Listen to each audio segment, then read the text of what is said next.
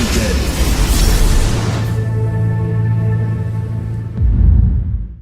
Hello everyone, and welcome back to my show. I'm Dr. Lott from Acupuncture is My Life, and in today's episode, I'd like to discuss fever as one of the CDC's 11 symptoms of the coronavirus. Now, what is considered a fever, I'm sure many of you are aware of because you've probably experienced several bouts with it since birth. But for the record, a fever is simply the rising of one's body temperature above normal, or better yet, a temperature of about 100.4 degrees or better. In the case of COVID-19, once infected, your body's immune system will launch an attack in an attempt to remove the infection, whereas a high body temperature is a normal part of this reaction. Now, fevers usually resolve on their own, but if your body temperature rises too much, that can be a sign of a severe infection, which may require you seeing your physician. Now, symptoms that generally accompany a fever are usually chills, sweat, low appetite, lack of energy, and tiredness. Now, if an individual has a fever with a dry cough, I recommend that they get tested for coronavirus. I generally inquire with my patients as to how long the fever lasted. Is it a case where the fever would come and go? And how high did their temperature actually get? Now, as a fever, it can be acute if it lasts for less than 7 days. It's considered subacute if it goes beyond 7 days, but no more than 14. And it is generally persistent if it lasts for more than 14 days. Now, if you experience excessive sweating in Chinese medicine, that can lead to a deficiency pattern of sorts. Now, if chest pains and difficulty breathing were to accompany this fever, those can be coronavirus symptoms, whereas I'd strongly recommend you go to the hospital. Now, keep in mind, a fever is just a symptom. It's not an illness. So your doctor or acupuncturist would need to diagnose the reason for this fever. Now, when it comes to Chinese medicine, fever can be the result of an exterior pathogenic influence or an internal organ disharmony or an exhaustion of vital substances.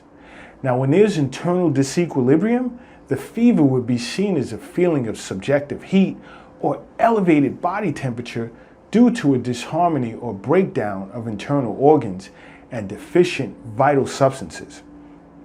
Now, causes of fever in Chinese medicine can include liver qi stagnation, secondary to stress as a result of being infected by this virus, and what the body goes through in an attempt to recover.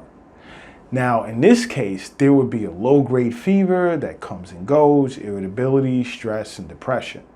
Symptoms would present as stifling sensation in the chest, with a bitter taste in the mouth and dry mouth. The tongue would have a dry yellow coating and the pulse would be rapid. Now, in this case, I would look to smooth out liver qi, relieve the constraint, and drain internal heat.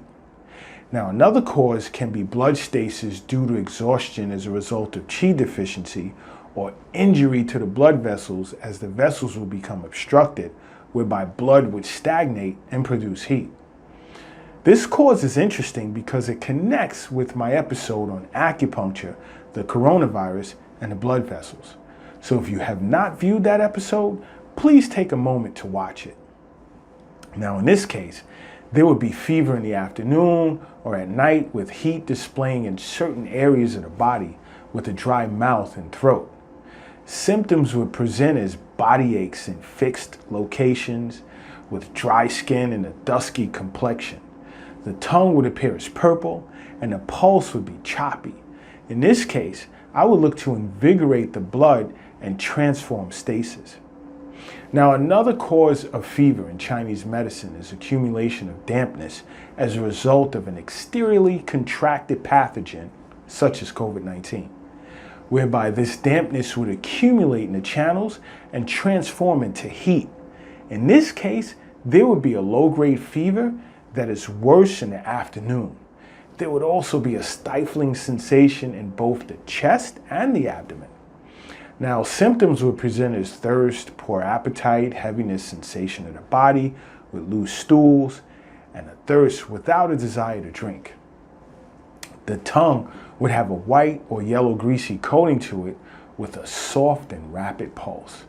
Now in this case, I will look to transform and disperse to expand the middle jowl, as well as drain dampness to clear internal heat. Now another cause for fever in Chinese medicine can be spleen qi deficiency, which occurs as a result of disequilibrium between yin and yang.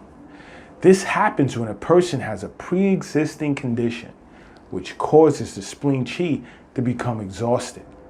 When there's no connection with yin, your yang or your qi, which would become deficient, would go up and out to the surface of the body and cause fever. Now this type of fever is as a result of qi deficiency. In this case, fever would occur with fatigue and there would be a lack of strength and spontaneous sweating.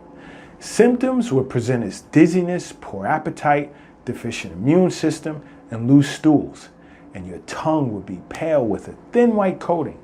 And the pulse, it would be weak. Now in this case, I would nourish the qi, strengthen the spleen, and eliminate internal heat with the use of herbs. Now another cause for fever in Chinese medicine can be blood deficiency, which is due to the spleen not producing enough blood because the spleen qi itself is deficient.